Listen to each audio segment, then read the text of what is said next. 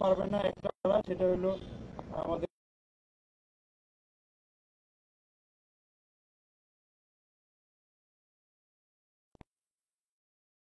শহীদ মিনারের শেষে রমনা ক্রসিং হয়ে দোয়েল চত্বর অন্যদিকে যথেষ্ট পরিমাণ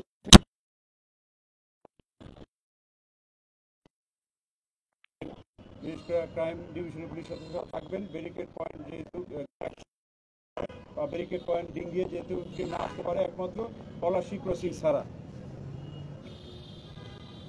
আমরা নর্মালি অন্যান্যবার গাড়ি আমরা ঢাকা শহরের ট্রাফিক জ্যামের পরিস্থিতি বিবেচনা করে এটা পিছিয়ে নিয়ে সর্বশেষ 9টা বন্ধ হয়ে যাবে কনফার্ম, 8টা বন্ধ হতে পারে। ডিপেন্ড করতে শাহবাগ এলাকায় কোনো কিছু হলো কিনা, আন্দোলন বা অবরোধ হলে জ্যাম বেড়ে যাবে, ওইটা ক্লিয়ার করে আমরা বন্ধ করবো সর্বশেষ 9টায়। তো আমরা আশা করব মিডিয়ার মাধ্যমে এখানে ট্রাফিকের যে স্কেচ ম্যাপটা দেওয়া আছে এটা প্রচার জনসাধারণ জানতে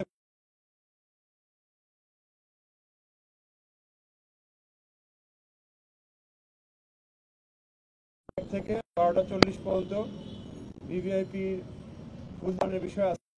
এই সময়টা যাতে অ্যাভয়েড করে জনসাধারণ, সেটাও আপনারা বলতে পারেন। ধন্যবাদ সবাইকে। আসসালামু আলাইকুম।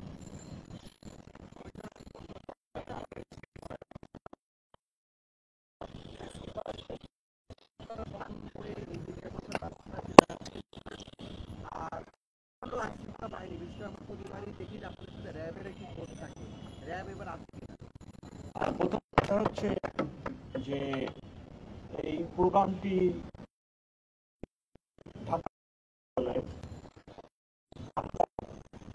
ওনাদেরকে আমি এখানে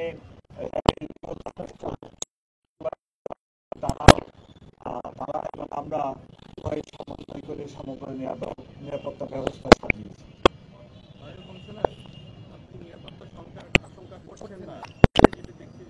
সরকার পতনের পর কারাগার থেকে অনেক জঙ্গি পালিয়ে গেছে, অনেকে জামিনে মুক্ত হয়েছে।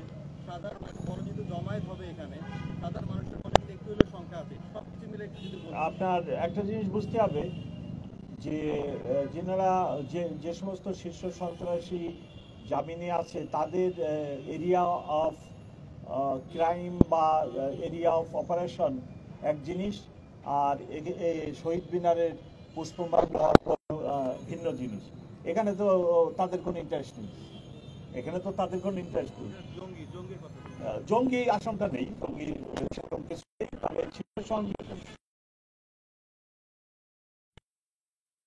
চাঁদা আদায়, টোল কালেকশন, এটা সেটা ওই দিকে তাদের ইন্টারেস্ট, এইদিকে তাদের ইন্টারেস্ট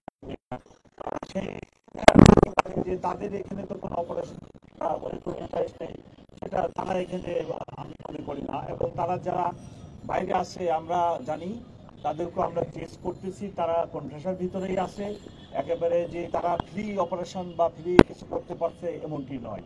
মাননীয় কমিশনার, একটা বিষয় হলো যে আপনারা আছেন যে শহীদ মিনারে ফুল দেওয়া ধর্মীয়ভাবে অনেকে অপছন্দ করে, তো পরিবর্তিত পরিস্থিতিতে এই ধরনের কোনো শঙ্কার কথা কি আপনাদের গোয়েন্দা পক্ষে রয়েছে?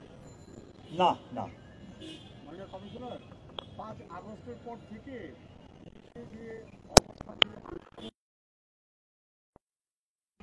মানুষের কাছে, কিন্তু আইন শৃঙ্খলা পরিস্থিতি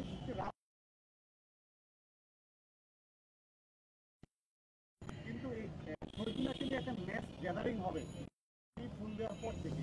এই যে ম্যাচ গ্যাদারিং হবে সেইখানে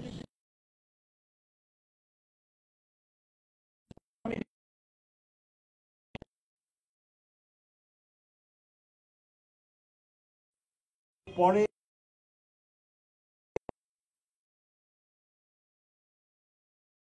যে আমরা অ্যাপ্রক্সিমেটলি মনে করতেছি যে 12টা 40-45 এই সময়ের ভিতরে মাননীয় ভিভিআইপি মহামান্য প্রেসিডেন্ট এবং মাননীয় চিফ অ্যাডভাইজার, উপদেষ্টা মণ্ডলী, ডিপ্লোমেট, অন্যান্য ভিআইপি সবার এই কার্যটি শেষ হয়ে যাবে, তারপরে জনসাধারণের জন্য উন্মুক্ত করা হবে। এই জন্য আমি সকলকে আবার অনুরোধ করতেছি, ঢাকাবাসীকে অনুরোধ করতেছি ওনারা যেন এই সময়টা একটু নেমে আসেন, তাহলে ওনাদেরও কষ্ট কম হবে। ওনারা এসে যদি ওই কলেজের ওখানে দাঁড়ায় থাকেন ঘন্টার পর ঘন্টা, অনেক সম্মানিত মহিলারা আসেন, বাচ্চা মেয়েরাও অনেকে আসেন, আমি চাই না ওনাদের এই কষ্টটা হোক। আমি আপনাদের মাধ্যমে রিকোয়েস্ট করি ওনাদের জন্য এই সময়টা একটু নেমে আসেন, তাহলে ওনাদেরও কষ্ট কম হবে, গ্যাদারিংটাও কম হবে, সব দিক দিয়ে আমরা এই ইভেন্টে নিরাপত্তা ব্যবস্থা দিতে সক্ষম হবে। এটা ভিন্ন প্রসঙ্গ, অন্য মাননীয় কমিশনার, আমার মিডিয়া সেন্টারে জিজ্ঞেস করি। 5 আগস্টের পর অনেক কিছু পরিবর্তিত হয়ে গেছে। আমরা যতটা না কি প্রশ্ন করছেন যে আমার অফিসারদের এবং মাননীয় কমিশনার, একটা প্রশ্ন ছিল। মরাল এখন আমরা পুরা full swing we are working, এবং law and order very good ইনশাল্লাহ। আপনারা একটা দুটা বিচ্ছিন্ন ঘটনা ছাড়া বড় কোনো ঘটনা বলতে পারবেন না। একটি ঘটনা, সিগনিফিকেন্ট ঘটনা 2 দিন আগে হয়েছে উত্তরাতে, যেটা ফেসবুকে ভাইরাল হচ্ছে। ওখানে 5 জন জঙ্গি ঢুকে আসে, কিশোর গ্যাং বা এই ধরনের এরা করছে। ওই 5 জনই আপনারা কালকে আমরা মিডিয়াতে দিয়েছি, 5 জনকে অ্যারেস্ট করা হয়েছে, 17 মামলা নেওয়া হয়েছে। গতকালকে তাদেরকে চেক আপ করা হয়েছে, রিমান্ডে আনা হচ্ছে। আমরা সাকসেসফুলি ওটা হ্যান্ডেল করছি। আমি মনে করি বিচ্ছিন্ন 1-2টি মেনলি মোবাইল ছিনতাই ব্যতীত নগরীতে বড় ধরনের কোনো অপরাধ নেই, ল অ্যান্ড অর্ডার কোনো সমস্যা নেই। এভরিথিং ইজ নর্মাল ইনশাল্লাহ। এবং আমার অফিসার ফোর্স সবাই আমরা মনোবল ফিরে পেয়েছি এবং চমৎকারভাবে কাজ করতেছি। Thank you very much. ভাই আপনার আগে দাঁড়ান, আপনারা বসে থাকেন, আপনি দাঁড়ায়। প্রশ্ন ছিল